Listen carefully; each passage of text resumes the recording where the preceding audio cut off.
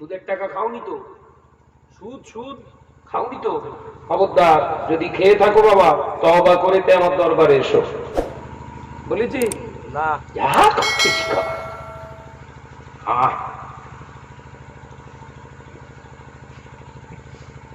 হুজুর পীর কেবলা রহমাতুল্লাহ আলাইহির কথা একটা মনে পড়ে যায়, বলবো? হাদিসটা ভুলবেন না, মনে রাখেন। মুজাদ্দিদে জামানের কলিজা কাইয়ুমুস জামান হযরতে বড় হুজুর পীর কেবলা রহমাতুল্লাহ আলাইহি রমজান মাসে হুজুর দরবার শরীফে বসে আছে। হুজুর দরবার শরীফে বসে আছে, হঠাৎ দেখতে পাওয়া যায় ফুরফুরা শরীফে গাড়িতে করে লোক গিয়ে হাজির হয়ে গিয়েছে। বাবা, এই বক্স বন্ধ হয়ে গেছে নাকি? এক গাড়িতে আমরা যেরকম গাড়ি করে লোক যায়, আগে সেই ম্যাটারও ছিল, ম্যাটারও এক ম্যাটারও লোক গিয়েছে। ম্যাটারও বলে তো। রমজান মাস, কাইয়ুমুজ্জামান বড় হুজুর পীর কেবলা রহমাতুল্লাহ আলাইহি বসে আছে, মুরিদ নিয়ে, দাদা হুজুর পীর কেবলার মুরিদদেরকে নিয়ে বসে আছে। আলা হযরত বড় হুজুর পীর কেবলা রহমাতুল্লাহ আলাইহিকে দেখে ওই ম্যাটারও যেই রেখেছে দরবারের সামনে, ঝুপঝাপ করে সব নেমে তাড়াতাড়ি করে হুজুরের দিকে ছুটছে, মুসাফা করবে প্রথম। বুঝতে পারেন? কাইয়ুমুজ্জামান বড় হুজুর পীর কেবলা রহমাতুল্লাহ আলাইহির পাশে রাখা ছিল একটা পানির বোতল। এই শুনছেন? পানির বোতল। পানির বোতলটা টক করে পাশ থেকে দৌড়াতে না দেখে বড় হুজুর পীর কেবলা রহমাতুল্লাহ আলাইহি পানির বোতলটা নিয়ে সঙ্গে সঙ্গে সিপিটা খুলে গালে ঢালতে শুরু করেছে। রমজান মাস বলো, রমজান মাস, গালে পানি ঢালতে শুরু করেছে, গাল হা করে ঢালছে। ব্যাস, কিছু মুরিদ খামোশ খেয়ে গেছে। রমজান মাসে হুজুর পানি খাচ্ছে, কার হাতে হাত দিতে যাচ্ছি সর্বনাশ করেছে, কার হাতে হাত দিতে যাচ্ছি। কিছু মানুষ রুকে গেলেন, যে স্পিরিটে যাচ্ছিল সেই স্পিরিট পুরো স্লো, পায়ে হেঁটে যাচ্ছে আস্তে আস্তে। কিছু মানুষ একদম দৌড়ে চলেই গেলে, গিয়ে মুসাফা করলেন, বাবা বস। কিছু মানুষ ব্যাকে ফিরে চলে গেলেন, মুসাফা করলেন না। তাই হুজুর পীর কেবলা রহমাতুল্লাহ আলাইহি বললেন, বাবা তরিকা দর্পণের আয়নাতে মুরিদ গুলোকে একটু সেকে ফিল্টার করে নিল। একবার জোরে বলবেন না? সুবহানাল্লাহ। জোরে বলতে পারেন না? কি বুঝলেন? কিছুই বুঝতে পারা যায় না। ও নওজোয়ান যুবকেরা, কাইয়ুমুজ্জামান আলা হযরত হুজুর পীর কেবলা রহমাতুল্লাহ আলাইহি বুঝিয়ে দিলেন যে প্রকৃত পীরকে মহব্বত করে, ও পীরকে শুধু ভালোবাসে না, ও শরীয়তকে ভালোবাসে। ও শরীয়তকে শুধু ভালোবাসে না, আমার নবীকে ভালোবাসে। আমার নবীকে শুধু ভালোবাসে না, আল্লাহকে সে ভালোবাসে। আর যে মুসলমানটা আল্লাহকে ভালোবাসে, নবীকে ভালোবাসে, আর শরীয়তকে ভালোবাসে, আমি আব্দুল হাই আমি জানিয়ে দিচ্ছি, তারা কোনদিন বিশ্বাস করবে না সুস্থ শরীরে কোন আল্লাহ রমজান মাসে প্রকাশ্য পানি খেতে পারে না। জোরে বলবেন না? ফিল্টারের থেকে নিয়েছি, ওই যেগুলো দাঁড়িয়ে পড়েছে ওগুলো হচ্ছে দোগলা মুরিদ না, পীরকে চেক করতে আসে। এই মাথায় ঢোকে না বড়, ওই যে কটা এসছে এগুলো হচ্ছে সলিড, এদের বিশ্বাস হয়তো হুজুর কুলি করার জন্য গালে পানি ঢেলেছে। আমি আব্দুল হাই রোজায় আছি, পানি খাওয়া যাবে না আমার জন্য রমজান মাসে, এদের বিশ্বাস আল্লাহর হুকুমের পীরেরা কোনোদিন খেলাফ চলে না। জোরে বলবেন না? সুবহানাল্লাহ। জোরে বলবেন না? সুবহানাল্লাহ। এরাই হচ্ছে প্রকৃত দাদা হুজুরের আর বড় হুজুরের মুরিদ। একবার জোরে বলবেন না? সুবহানাল্লাহ। কি বুঝছো বাপ? এই যারা যায়নি এদেরকে আবার জিজ্ঞাসা করছে, ওরাই এসে দিকে তোরা গেলিনি কেন? ধুস, পীর রমজান মাসে যে পানি খায় প্রকাশ্য জনসমক্ষে, বাবা পীর কি কোত্থেকে? ওই জন্য যায়। ওই যে উনি পানি খায়নি, আমরা গিয়েছি, সব বলছে। বাবা তোমরা হলে আসল আর ওগুলো হচ্ছে নকল। আমি রোজায় আছি, পানি আমি খাইনি, একটু বাছাই করার জন্য, খারাপ ভালো বাছাই করার জন্য একটু উনি ফিল্টার কাগজে বেশ ভালো করে সেকে নিলাম। এত জোরে বলো। এরা যদি দ্বিতীয়বার আবার গিয়ে বলে হুজুর মুসাওয়া করবার করবে, হায় হায় হায়, কি আল্লাহ জ্ঞান দিয়েছিলেন। ওই জন্য বড় হুজুর পীর কেবলাকে কাইয়ুজ্জামান বলা হতো। জোরে বলবেন না সুবহানাল্লাহ। ও যুবকেরা, ছেলেরা, বাচ্চারা, পর্দা নিশিনা মা বোনেরা, কান খুলে শুনে কি দি আল্লাহ নবী কই যারা সাহাবী শেরে খোদা হযরত আলী কাররামাল্লাহু ওয়াজহাহু, আমার নবী পাকের সাহাবী, ওই সময় হযরত আলী রাদিয়াল্লাহু তাআলা আনহু বলেছিলেন, আমার নবীকে বলেছিলেন, ইয়া রাসূলুল্লাহ ইয়া হাবিবাল্লাহ, হুজুর আমি একবারই দেখেছি। কতক্ষণ দেখেছিল হুজুর? আমার চোখটা পড়ে গিয়েছে, আবার চোখটা নিচে করেছি, আমি চোখটাকে নিচের দিকে করে দিয়েছি। আল্লাহ নবী বললেন, কতবার তাকিয়েছো? ইয়া রাসূলুল্লাহ ইয়া হাবিবাল্লাহ, আমি একবার তাকিয়েছি। আল্লাহ নবী বললেন, ও বাবা আলী, ঠিক করেছো বাবা, ঠিক করেছো, দ্বিতীয়বার তুমি তাকাওনি, ভালো কাজ করেছো বাবা, কারণ দ্বিতীয় তাকানোটা হলো শয়তানের নজর। জোরে বলবেন না সুবহানাল্লাহ। দূর দূর দূর, এই যে অবস্থা মধ্যে দোয়া করে দিতে হবে। আমি দোয়া করে দেবো? আমার সঙ্গে থাকলে জানেন তো আমি একদম টুই টুই একদম পছন্দ করি। আপনারা তো জানেন এটা 3 বছর হচ্ছে তো, এটা নিয়ে 3 বছর আসছি এই মাদ্রাসার জলসায়। দুর্বল একদম পছন্দ করিনি আমি, জানেন তো। একটু চাঙ্গা হন না, জোরে বলুন না সুবহানাল্লাহ, জোরে বলুন না সুবহানাল্লাহ। ও যুবকেরা, ছেলেরা, বাচ্চারা, পর্দা নিশিনা মা বোনেরা, নবী আমার দিন ও দুনিয়া বাদশাহ হাবিবুল্লাহ নবী জনাব মুহাম্মদুর রাসূলুল্লাহ সাল্লাল্লাহু আলাইহি ওয়াসাল্লাম সাহাবায়ে কেরামদের লক্ষ্য করে বলেছিলেন, ও আমার সাহাবারা, আমি রাসূলুল্লাহ বলছি, পৃথিবীর ভিতরে সব থেকে উৎকৃষ্টতম জায়গা যেখানে আমি নবী মুহাম্মদুর রাসূলুল্লাহ সাল্লাল্লাহু আলাইহি ওয়াসাল্লাম মসজিদে নববী শরীফের ইমামতি জায়গা করি, এই ইমামতি করি, এই ইমামতি থেকে আমার রাজাতুল আকদাস পর্যন্ত এই যে 3টি পিলার, ও আমার সাহাবারা, এই জায়গাটা হলো পৃথিবীর ভিতরে হলো বেহেশতের টুকরা, দুনিয়াতুল জান্নাত, এটা হলো বেহেশতের বাগান, এটা হলো বেহেশতের বাগান। এর জন্য যুবকেরা, আল্লাহ নবী রওজাতুল আকদাসের ওই বেহেশতের বাগানে ঢুকে 2 রাকাত নামাজ পড়লে হাজীদের দোয়াটা আল্লাহ কবুল করে নেয়। জায়গাটা অত্যন্ত ছোট, 6টা পিলার আছে, 1টা 2টো 3টে 4টে 5টা 6টা আরবিতে লেখা আছে। যারা চিনতে পারবে না, যেখানে সেখানে দাঁড়িয়ে বলবে মিরাজুল জান্নাতে নামাজ পড়ছে। আল্লাহ রাসূলের ইমামতি, যেখানে দাঁড়িয়ে আমার নবী পাক ইমামতি করতেন, ওই জায়গা এখনো আছে। দোয়া করি আল্লাহ পাক আপনাদের যেন ওখানে দাঁড়িয়ে নামাজ আদায় করবার আল্লাহ তৌফিক দান করেন। বলুন আমিন। আরো জোরে বলুন আল্লাহুম্মা আমিন। আমার নবী জানিয়েছে, এই মিরাজুল জান্নাতে দাঁড়িয়ে যে নামাজ পড়েছে সে আল্লাহর খোদ বেহেশতের ভিতরে দাঁড়িয়ে নামাজ পড়েছে। জোরে বলুন, বলতে পারেন না সুবহানাল্লাহ? আছে সেখানে এত জ্যাম হয় না। 3টে জায়গা সব থেকে জ্যামের জায়গা, সব থেকে ঠাসা ঠাসি। মক্কায় 2টো, মদিনায় 1টা। কটা বললাম? মক্কায় 2টো, মদিনা শরীফে 1টা। এই বেহেশতের বাগানে রিয়াজুল জান্নাত, এইখানে দাঁড়িয়ে নামাজ পড়ার জন্য ঠেলা ঠেলি পুলিশরা পর্যন্ত পড়ে যায়, পাগল হয়ে আছে মানুষ। ওখানে ঢুকে নামাজ পড়বার জন্য পাগল হয়ে আছে। এমন হাদিস সাহেব নামাজ পড়ে মিরাজুল জান্নাতে সেজদায় গিয়ে আর উঠতে চায় না, পুলিশ গিয়ে সেজদা অবস্থায় টেনে তোলে। বেহেশতের ভিতরে নামাজ। আর 2 জায়গা কোথা? কাবা শরীফের এক্সট্রা একটা জায়গা আছে, বুঝতে পারছেন না? মাতাব শরীফ বলে ওটাকে, মাতাব শরীফ। ওই মাতাব শরীফ একটা এলাকা ঘেরা আছে।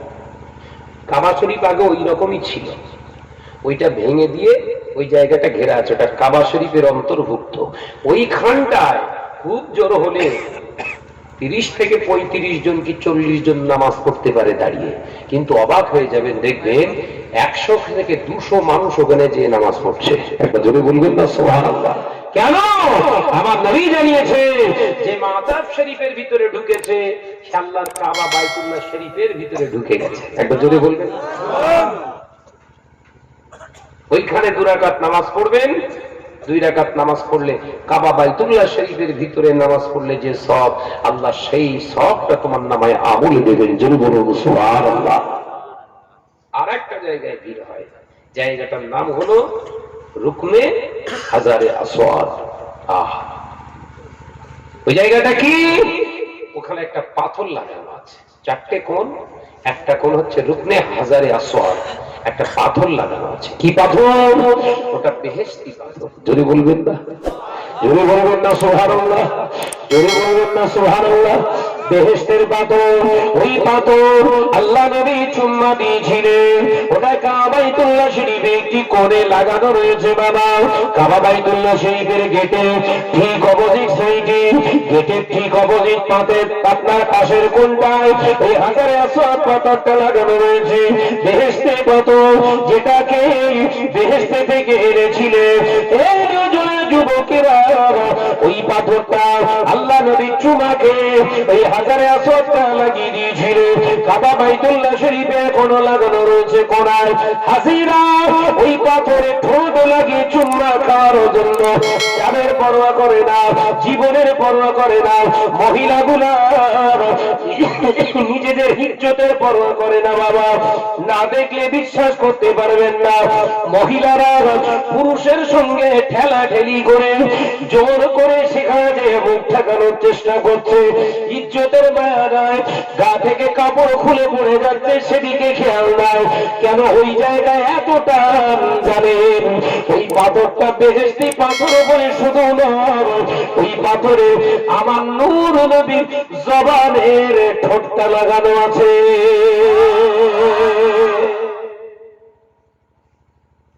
মেয়ে ছেলেগুলো ছেলেদের ঘাড়ের ওপর পা দিয়ে যাচ্ছে ওখানে।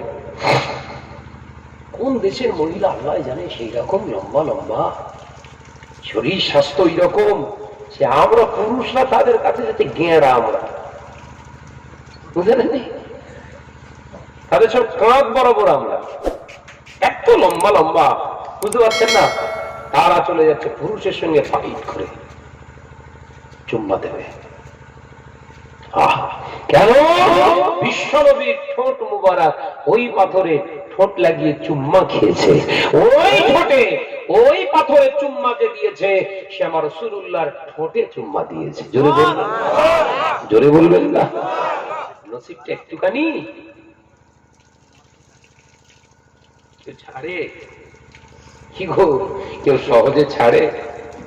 3 জায়গায় হজ পাকের সময় 3 জায়গায় বেশি মানুষ মারা যায় মহাব্বাতে। 3 জায়গায় মহাব্বাতে, অ্যাক্সিডেন্টে নয়, মহাব্বাতে মারা যায়।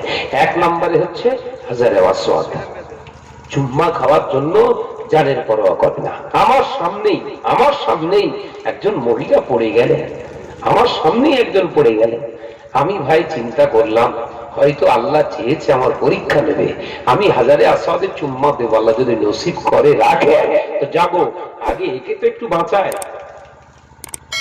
ভাইয়ের কাছে পুরো পড়ে গেছে, এছাড়া হাত ধরে তুললাম। ওখানে নিচু হওয়া মানে আর উঁচু হওয়া যাবে না বলে, ওখানে যদি একবার নিচু করে মাথা, আল্লাহ যদি চায় তো উঠতে পারে। ওখানে মাথা নিচু মানে একবার নিচুই থাকবে। আপনাদের ওই মহিলাটাকে হাত ধরে টেনে তুললাম। আমাকে আরবিতে বলছে, ইয়া আখি শুকরান শুকরান। যদি বলুন সুবহানাল্লাহ। কি বলছে? ও আমার ভাই, তোমাকে অনেক ধন্যবাদ।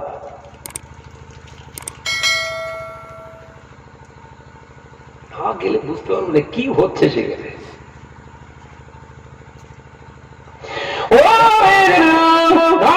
যুবকেরা, ছেলেরা, বাচ্চারা, পর্দা নিশিনা মা বোনেরা, আল্লাহ নবী দিন ও দুনিয়া বাদশাহ হাবিবুল্লাহি নবী জনাবে মুহাম্মদুর রাসূলুল্লাহি সাল্লাল্লাহু আলাইহি ওয়াসাল্লাম ভাব জবানে জানিয়ে দিয়ে গেল, যারা হাজারে হাজারে চুম্মা দেয়, চুম্মা দেওয়ার পরে ঠোঁট লাগিয়ে চুম্মা খাওয়ার পরে যদি কেউ মনে মনে ইচ্ছা করে আমি আমার নবীকে দেখবো, আমি আমার নবীকে দেখতে চাই, ওর যদি একটা খুলুসিয়াতের ঘর ওই 24 ঘন্টার ভিতরে, 24 ঘন্টার ভিতরে আমি নবী আমাকে এসে দেখতে পাই। আরো জোরে বলুন সুবহানাল্লাহ। নবীকে যদি একবার দেখতে পান তকদীর তো উজ্জ্বল হয়ে গেল। আল্লাহ নবী বললেন ওয়াজাবাত লাহু শাফাআতি, যে আমাকে একবার দেখেছে তার জন্য শাফাআত করা আমি নবী আমার জন্য ওয়াজিব বানিয়ে দিলাম। জোরে বলুন সুবহান। আরো জোরে বলবেন না সুবহানাল্লাহ। মহব্বতের সঙ্গে দরুদ আল্লাহুম্মা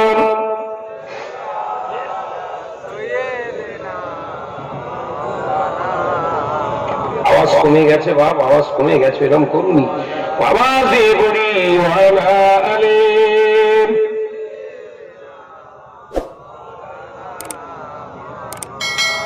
গান খুলে বলি আল্লাহুম্মা সাল্লি আলা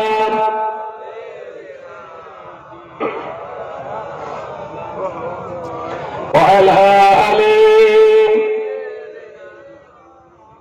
আমার ভাইরা সব দাঁড়িয়ে রয়েছে, বসার জায়গা পায় না, ভিতরে ঢোকেন না রে সোনা, জায়গা আছে, এগিয়ে আসেন।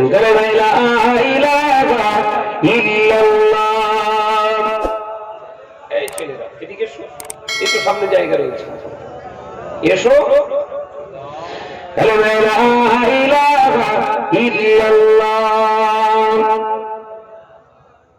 একটু জোরে জোরে জিকির করো না রে বাবা, জেনে জিকির করো।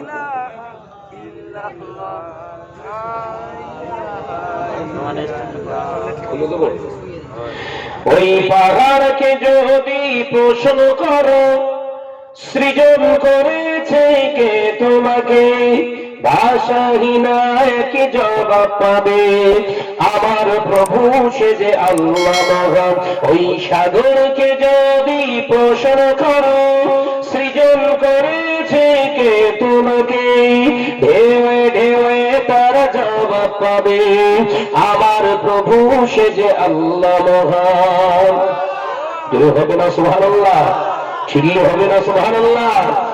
ওই পাহাড় বলো নদী সাগর বলো সবই যে তোমার দয়ায় পুরো, ওই পাহাড় বলো নদী সাগর বলো সবই যে তোমার দয়ায় পুরো, সে যে আল্লাহ মহান, আল্লাহ আল্লাহ মহান আল্লাহ। যদি বলবেন না সুবহানাল্লাহ, চিল্লে হবে না সুবহানাল্লাহ। সে যে আল্লাহ মহান, আল্লাহ আল্লাহ মহান আল্লাহ।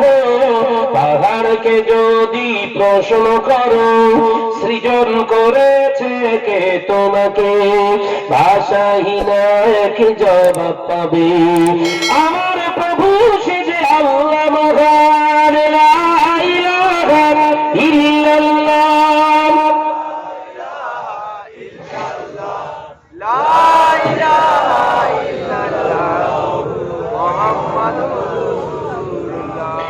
কুটি বিহীন এই নীল আকাশে দেখি অপরূপ খেলা, দিনের বেলায় সূর্যের আলো, রাতে তারকার মেলা। জোরে হবে না সুবহানাল্লাহ। খুঁটি বিহীন এই নীল আকাশে দেখি অপরূপ খেলা, দিনের বেলায় সূর্যের আলো, রাতে তারকার মেলা। ওই চন্দ্র বলো বা সূর্য বলো সবই যে তোমার দয়া পুরো, ওই পাহাড় বলো নদী সাগর বলো সবই যে তোমার দয়া পুরো, সে যে আল্লাহ মহান, আল্লাহ আল্লাহ যদি বলবেন না নারাই দেখবে সে যে আল্লাহ মহান আল্লাহ, আল্লাহ মহান আল্লাহ।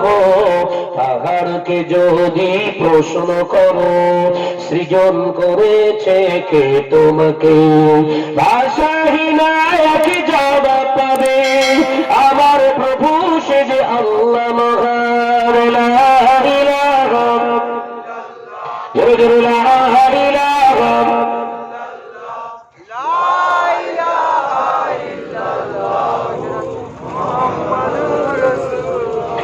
সৃজন করেছ এই ধরনী, দিয়েছ কত শতনে আমার, তোমার হাতের এক ইশারায় হয়ে যাবে কিয়ামত। যদি বলবেন না পৃথিবীর কোন বিজ্ঞানের ক্ষমতা হয়নি এখনো গোটা বিশ্বের বিজ্ঞানের সব আবিষ্কার যদি একটা অ্যাটম বোম তৈরি করে দুনিয়া শেষ করে দেওয়ার চেষ্টা করে, পারবে? পারবে না।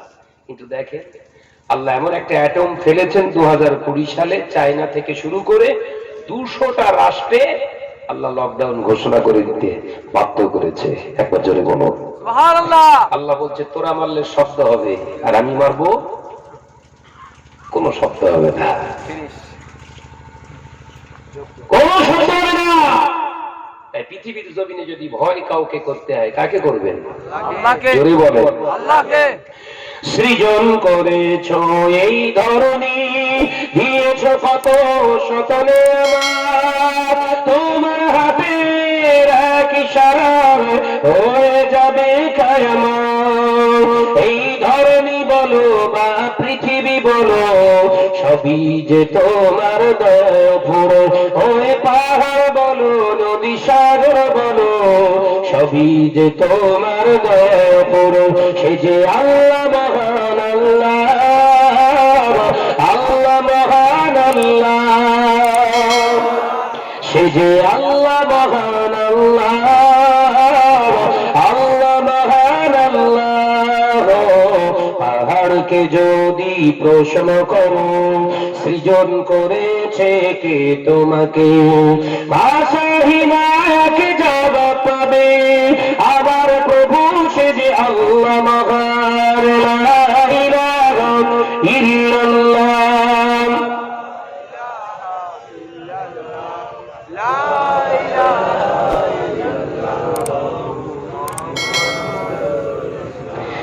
আমার নজরে যুবকেরা ছেলেরা বাচ্চারা অজ্ঞানীরা মা বোনেরা আল্লাহ নবী দিন বাদশাহ হাবিবুল্লাহকে নবী জনাবে মুহাম্মদ রাসূলুল্লাহকে সাল্লাল্লাহু আলাইহি ওয়াসাল্লাম পাঁচ জবানে জানিয়ে দিলেন, ও সাহাবীরা আমি রাসূলুল্লাহ জানিয়ে দিলাম পৃথিবীর জমিনে সব থেকে খাতারনা গুনাহ হলো চারটি, খাতারনা গুনাহ হলো চারটি, সব থেকে কঠিন গুনাহ হলো চারটি।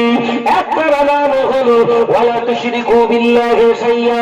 আমার নবী পাক জবানে জানিয়ে দিয়ে গেলেন খবরদার তোমরা পৃথিবীর জমিনে আল্লাহকে শরীক করবে না, আল্লাহর পাশে কাউকে শরীক করবে না।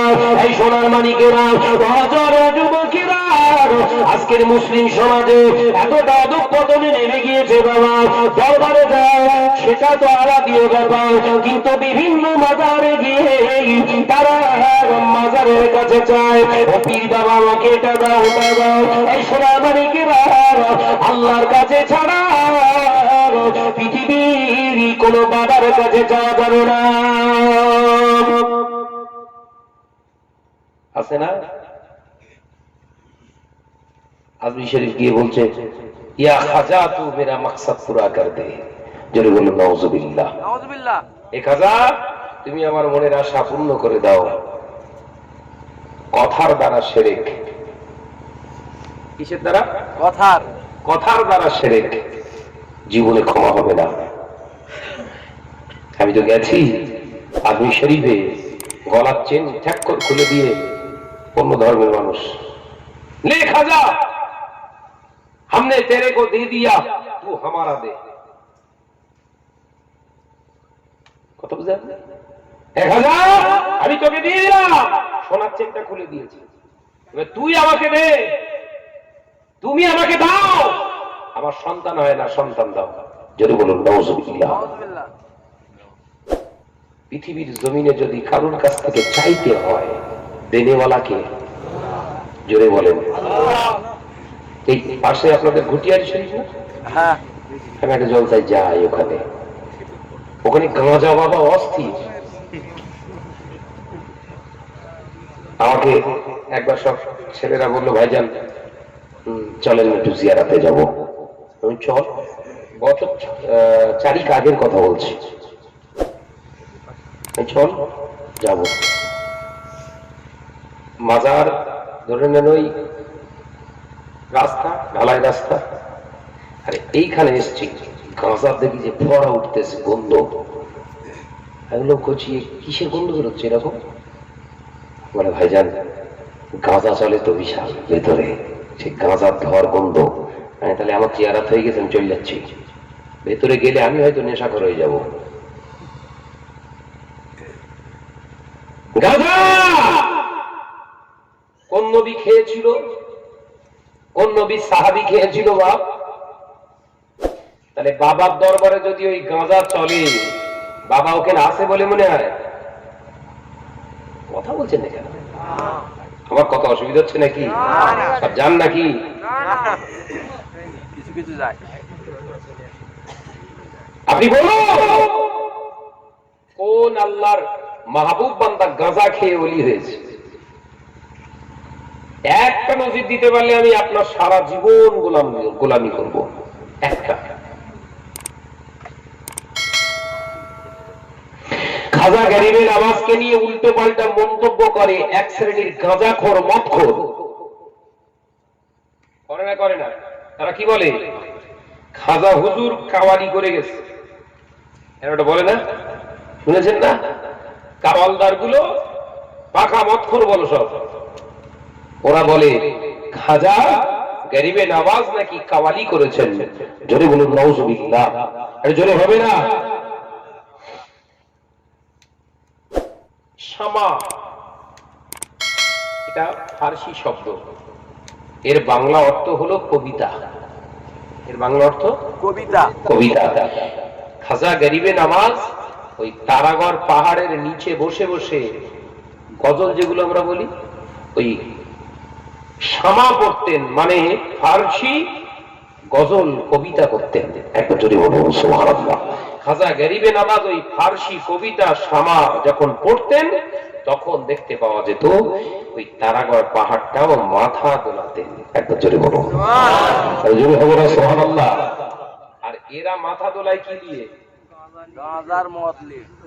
আও আও আও করছেই তো করছে, বাজায় দাপাং দাপাং দাপাং করে বাজাচ্ছে। আর গাঁজার তফ চলে। আবার গাঁজার তফ জানেন? এক জায়গায় গিয়েছি জলসা করতে, বলছে ভাইজান এখানে আমাদের এখানে কিছু পার্টি আছে গাঁজার তফ করেন। তো বুঝতে পারলাম না তো। পরে ওদের যে পীর, কলকাতা পীর, ও মাঝখানে বসে, আর যত মুরিদান জন ছেলে আছে বুড়ো সব গোল করে ঘিরে বসে। ওই পীর প্রথম টান মারবে, মেরে 1 থেকে শুরু করবে, একদম সবাই বসে থাকবে, 7 বার করে টানবে। 7 বার টানলে তবে এক তফ।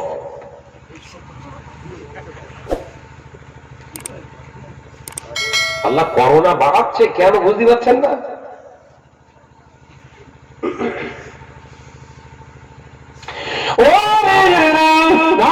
যুবকেরা, ছেলেরা, বাচ্চারা, অর্ধানিশীরা, মা বোনেরা, বাচ্চা শাহজাহানের দরবারে যখন কোন ফকির আসতে, বাচ্চা শাহজাহান তাদেরকে 10 দিরহাম করে দিতে, 10 দিরহাম করে দিতে, 10 রুপি করে দিতে। 10 রুপি পেয়ে সমস্ত ফকিররা, সমস্ত মিসকিনেরা খুশি হয়ে যেত। বাচ্চা শাহজাহানের প্রশংসা করতেন। সঙ্গে সঙ্গে বাচ্চা শাহজাহান বলতেন, এই 10 রুপিটাও নিয়েছে, বিনিময়ে ফকিরটাকে 10টা লাঠি দিয়ে মারো, ওই ফকিরটাকে 10টা লাঠি দিয়ে ঘা দেওয়া হতো। এ নজওয়ান যুবকেরা কারণটা কেউ খুঁজে পেত না। এই নজওয়ান যুবকেরা একদিন হয়েছে কিনা, একজন ফকির বৃদ্ধ না আল্লাহর ফকির বেশে বাদশা শাহজাহানের কাছে এলেন। বাদশা শাহজাহান কোথায়? জুম্মা মসজিদে জামাতে নামাজ আদায় করতে গিয়েছে। ও আচ্ছা ঠিক আছে, আপনি কে? আমি একজন ভিখারি মিসকিন মানুষ। বাদশা শাহজাহান নাকি শুনেছি দরবারে, আমি এসেছি নেব। বাদশা শাহজাহান আমাকে দেবে?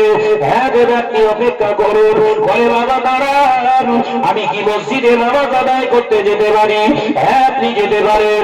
মসজিদ সকলের জন্য, মসজিদ তো প্রত্যেকটা মুমিন মুমিনাতের জন্য, আপনি যেতে পারেন। আল্লাহ মাহবুব বান্দা এই ফকিরটা গিয়ে ওযু বানিয়ে নিয়ে মসজিদের ভিতরে যে দেখছে বাদশা শাহজাহান সিজদা থেকে উঠে সালাম ফিরিয়ে দুটো হাত তুলে মোনাজাত করে হা হা করে কাঁদে।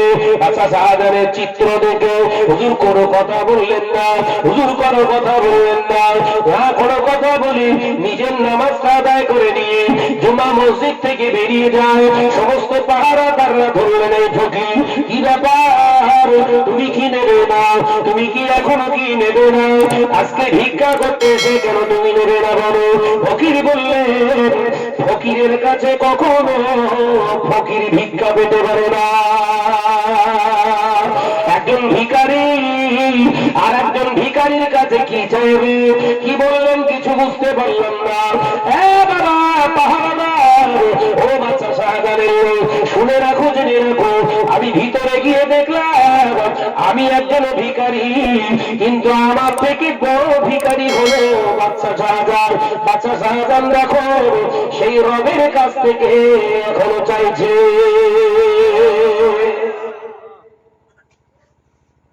কিছু বুঝতে পারছেন? চাইতে হবে কার কাছে? বাদশা শাহজাহান বাদশা হয়ে যদি আল্লাহর কাছে যায়, আপনি বাবার কাছে যাচ্ছেন কেন? কথাটা বুঝতে পারছেন না?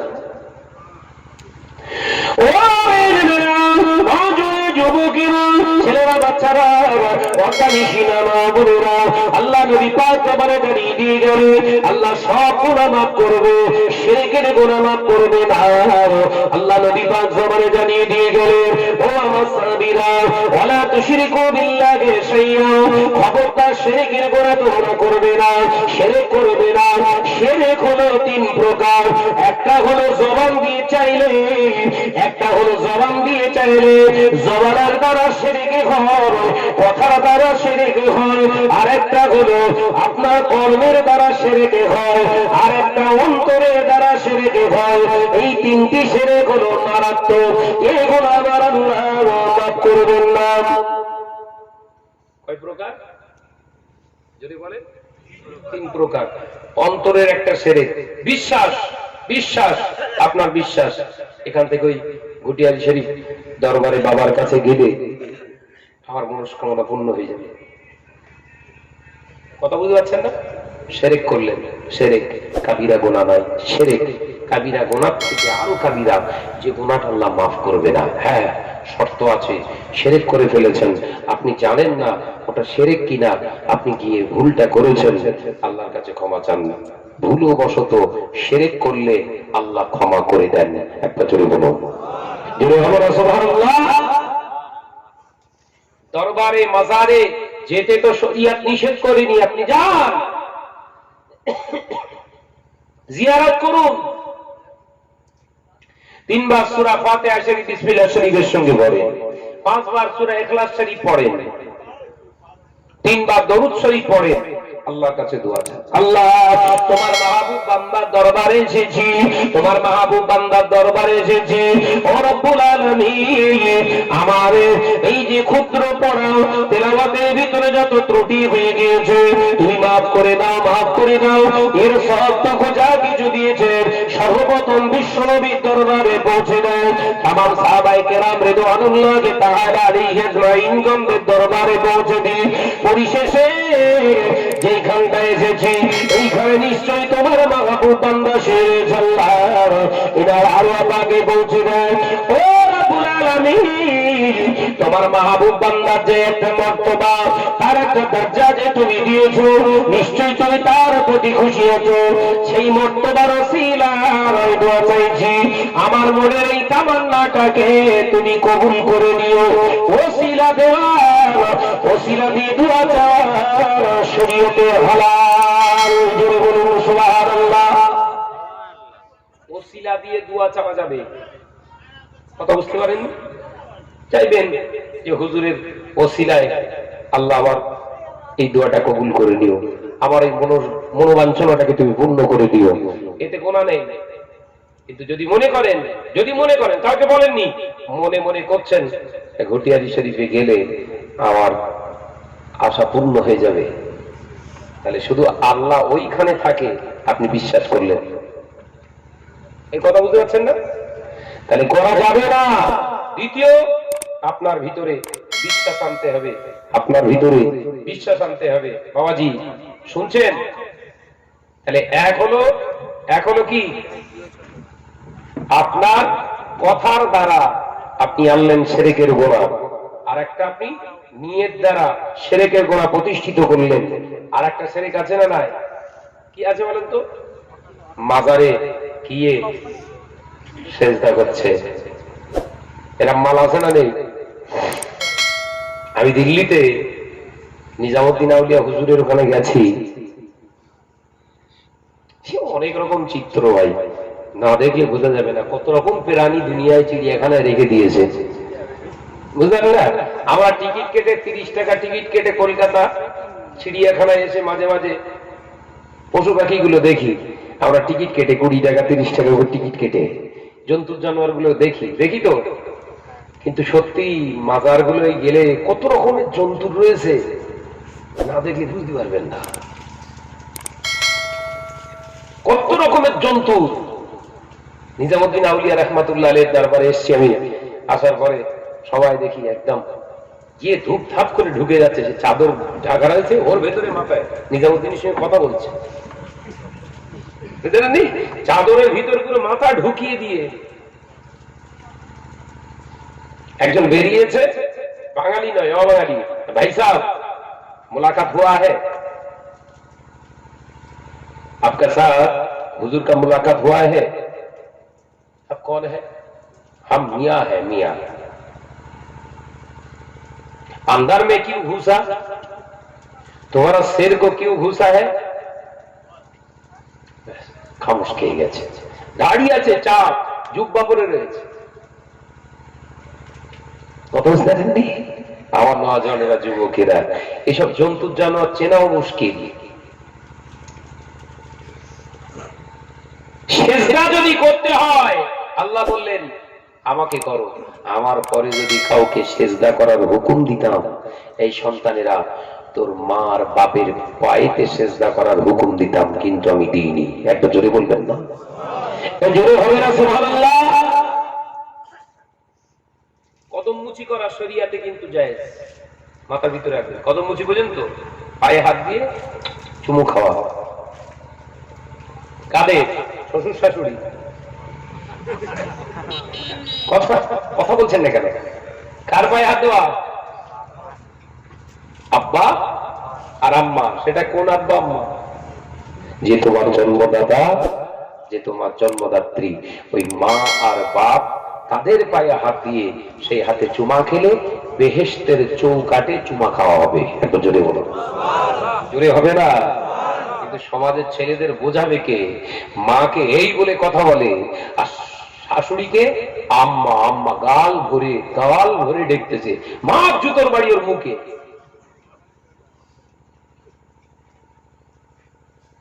যে কথা ঠিক বলছি না ভুল বলছি না? তবেই মধ্য ঈশ্বরীপুরে এরকম গন্ডগোল নেই। এরা বাপরে বাপ, মা বাপকে সবসময় একদম মাথায় কোন না চায়, বুঝতে পারেন?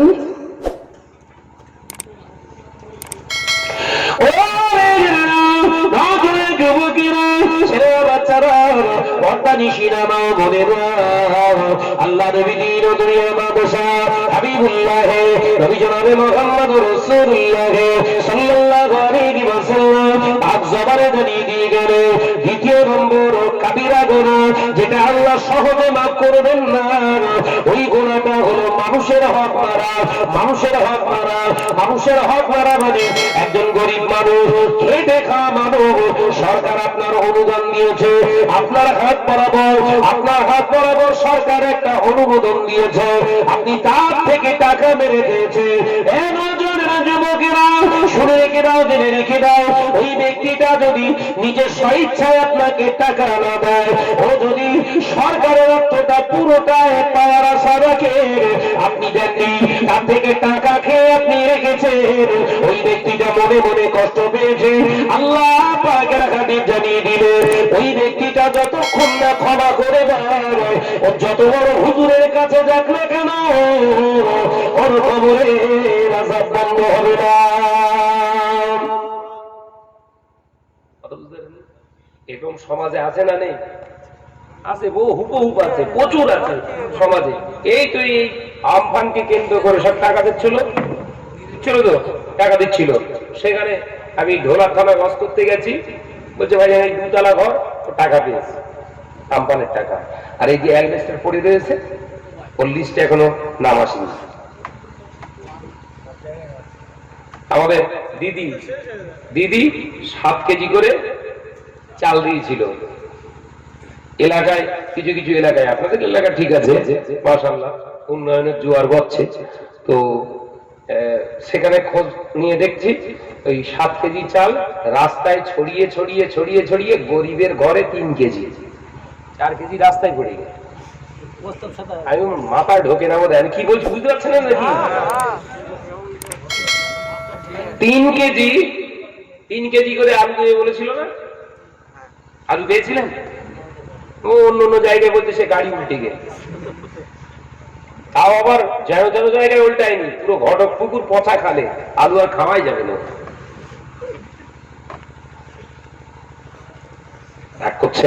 আমি কোন পার্টির বিরুদ্ধে কথা বলিনি, আমি ওই মানুষগুলো হিংস্র জন্তু জানোয়ারের বিরুদ্ধে কথা বলি, যারা মানুষ রূপে মানুষের রক্ত শোষণ করে খায়।